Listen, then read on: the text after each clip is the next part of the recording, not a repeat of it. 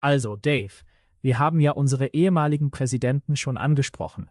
Wir haben Jimmy Carter angesprochen. Aber eine Sache, die mir auffällt, und wir haben gleich noch eine weitere Eilmeldung, die ich in einer Minute vorlesen werde, oder zu der wir in einer Minute kommen.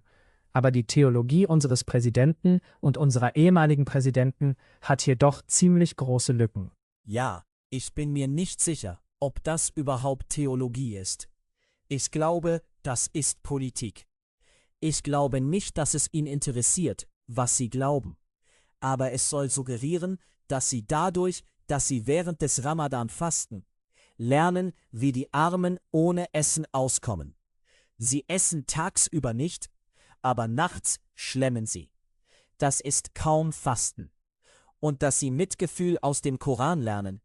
Na ja, der Gott des Korans sagt, verfolgt die Ungläubigen, wo immer sie sind, und tötet sie.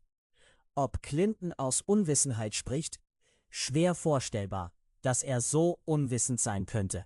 Naja, die Aussage hier ist ja, dass sie, indem sie über Gottes Lehren im Koran nachdenken. Das ist nicht der Gott der Bibel. Richtig. Allah ist der Mondgott. Allah ist der Hauptgötze im heidnischen Tempel oder in der Kaaba. Allah, im Koran steht ganz klar, dass Allah nicht der Vater ist und keinen Sohn hat. Tatsächlich hatte er 3 Töchter. Allah hasst die Juden. Das ist nicht der Gott Abrahams, Isaaks und Jakobs. Allah im Koran ist sehr launisch.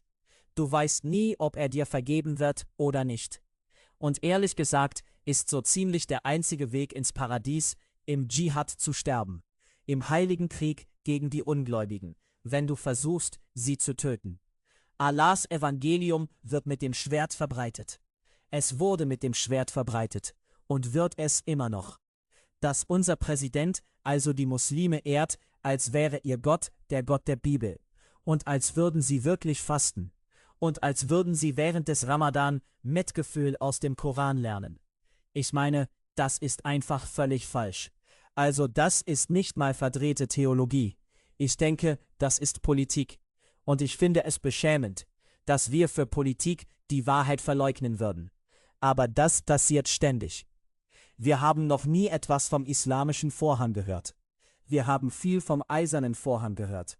Aber es ist nun mal so. Die Muslime, die Araber haben das Öl. Also reden wir nicht über ihren schrecklichen Missbrauch der Bürgerrechte. Du musst Muslim sein, um Bürger von Saudi-Arabien zu sein.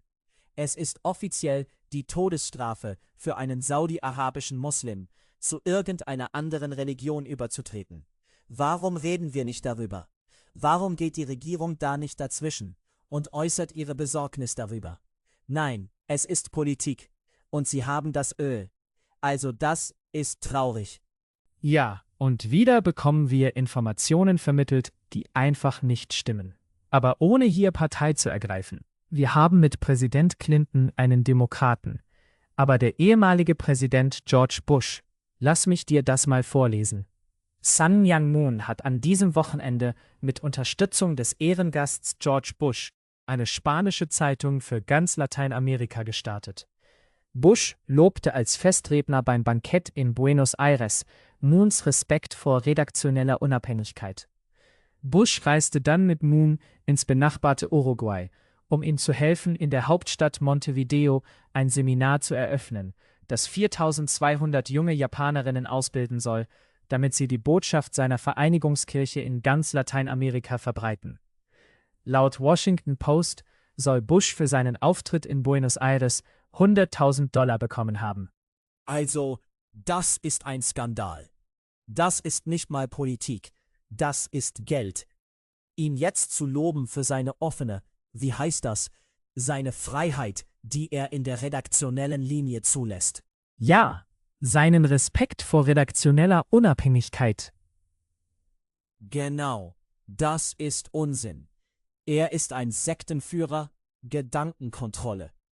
Er hat ein Ziel, und das ist, sich selbst als Messias der ganzen Welt zu etablieren.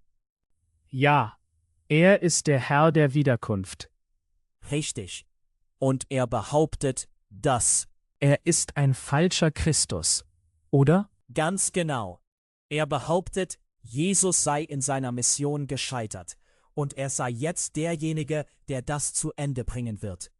Er ist selbst verblendet und er verblendet andere damit, dass man, weißt du, die perfekte Ehe haben müsse.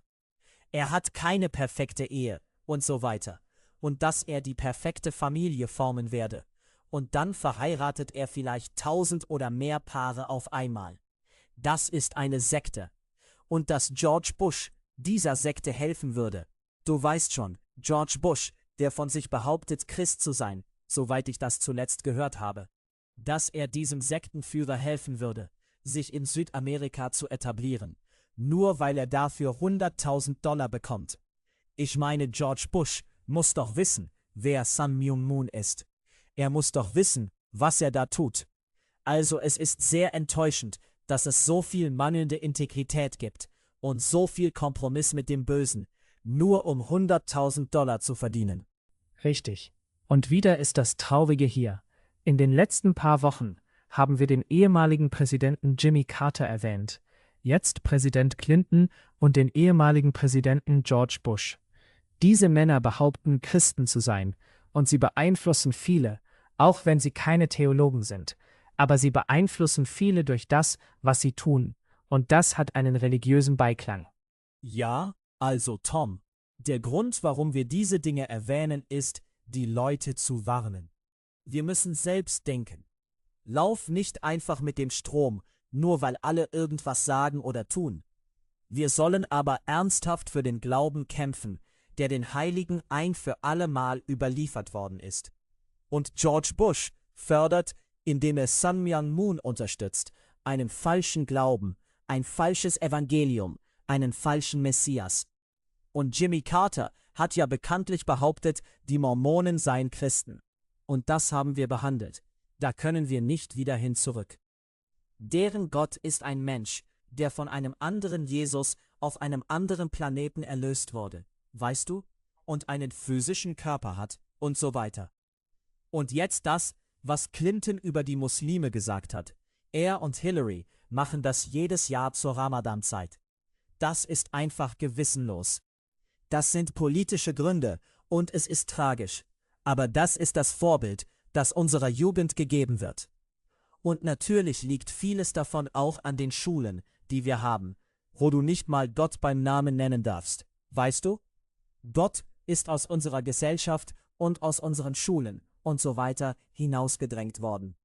Also, es ist eine Tragödie, aber wir wollen die Leute warnen und sie wachhalten für das, was passiert.